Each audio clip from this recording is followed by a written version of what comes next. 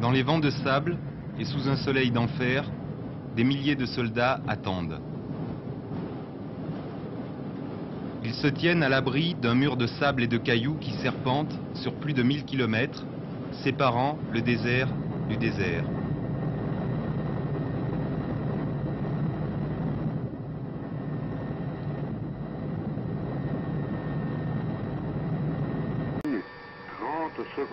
Un tapis roulant de plus de 100 km de long relie ce terminal au gisement de Boukra. Difficile à protéger, ces installations avaient souvent été la cible du Front Polisario au lendemain de la récupération du Sahara occidental par le Maroc. Aujourd'hui en état de marche, elles sont prêtes à évacuer le phosphate du gisement de Boukra.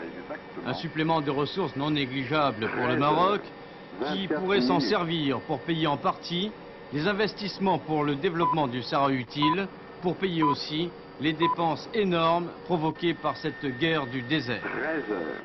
13h24. Une guerre qui pour l'instant tourne à l'avantage du Maroc grâce à ce mur de défense imaginé par le général Dlimi, un mur qui empêche toute action d'envergure du Front Polisario contre le Sahara utile.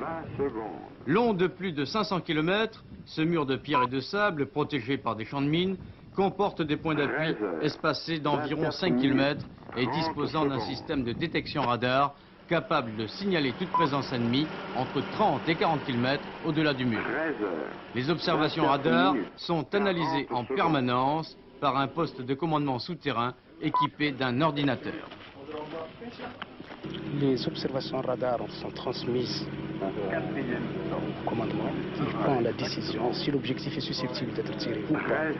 Et dans le premier cas, les tirs sont déclenchés sur cet objectif.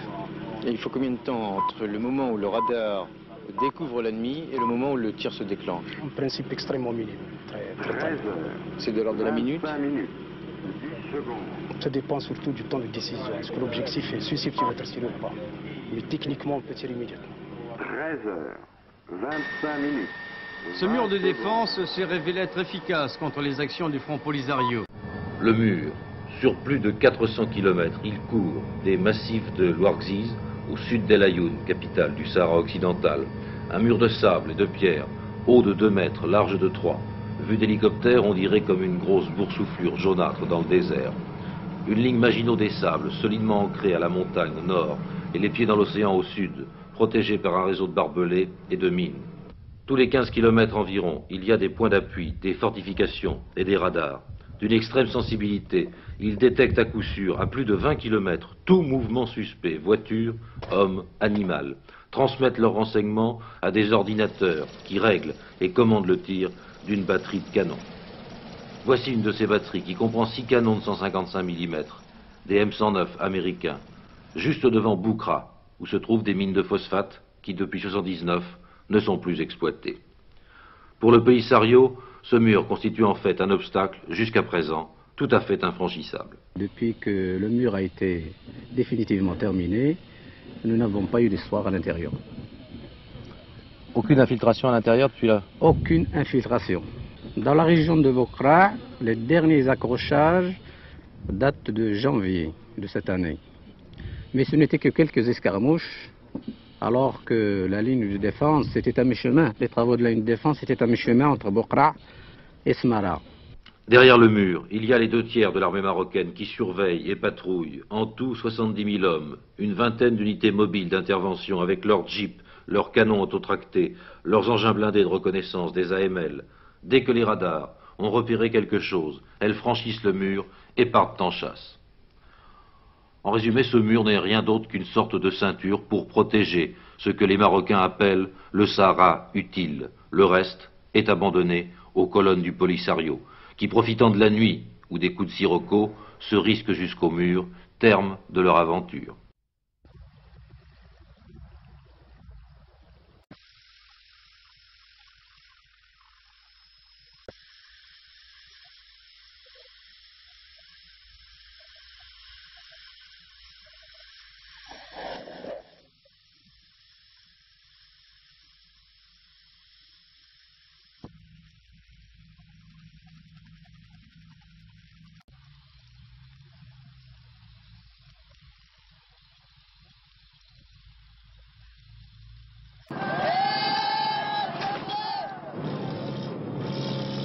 Ces villes champignons sont les vitrines du Maroc. Leur développement frénétique témoigne d'une politique de fait accompli. Le monde ici nie la guerre. Es una guerra. ¿Qué clase de guerra? ¿Mental o armamentista? Pourtant, cette guerre invisible coûte $1 million par jour. Ce coût de la défense du territoire, ajouté au développement du Sud à marche forcée, dans lequel plus de 400 milliards de centimes ont déjà été investis, absorbe une part très importante du budget marocain et accentue le déficit du royaume. Déjà, la dette extérieure dépasse les 13 milliards de dollars. Sur des centaines de kilomètres, le désert est vide.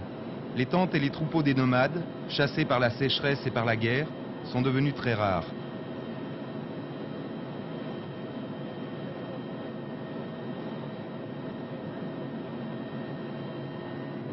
En route pour le mur, nous avons quitté la Aïoun en direction de Haouza, qui était jusqu'à la fin de l'année 1983 la capitale de la RASD. Les rues que vous voyez, ce sont celles du poste militaire que les Espagnols avaient à Haouza. Nous avons retrouvé ce que nous avions laissé en 1977. Depuis que l'armée est arrivée à Haouza, la population a suivi, et vous verrez de vos propres yeux la population, vous verrez même une vie naître à Haouza par la construction d'un petit marché, et on a commencé déjà à baptiser cette place comme la place du marché, et ce sont des autochtones qui se sont installés avec leurs familles, et nous comptons actuellement une quinzaine de familles.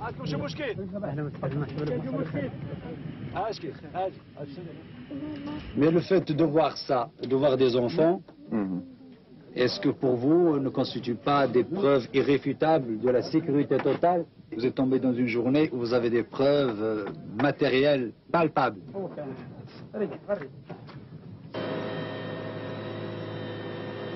Nous quittons Haouza, l'éphémère capitale de la RASD.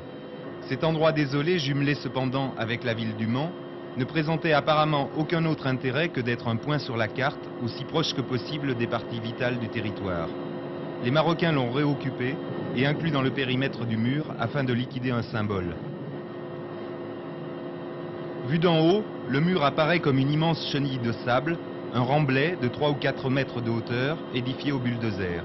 Les responsables militaires marocains insistent sur le fait qu'il s'agit d'un ouvrage mobile, pouvant être avancé à tout moment, comme cela a déjà été le cas à 3 reprises en direction des frontières algériennes et mauritaniennes. Plus de 3000 km ont été construits, dont 1220 sont actuellement en service opérationnel. Tous les 100 mètres, des postes d'observation, tous les 4 ou 5 km des points d'appui et des casemates enterrées bourrées de matériel de détection électronique et d'artillerie. À l'abri des murs campe une armée évaluée selon les sources entre 80 000 et 120 000 hommes, dont la plus grande partie est mobilisée à des tâches logistiques.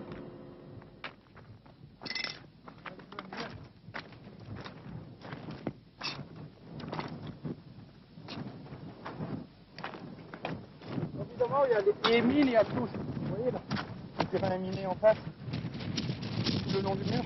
Absolument. S'il vous plaît. S'il vous plaît.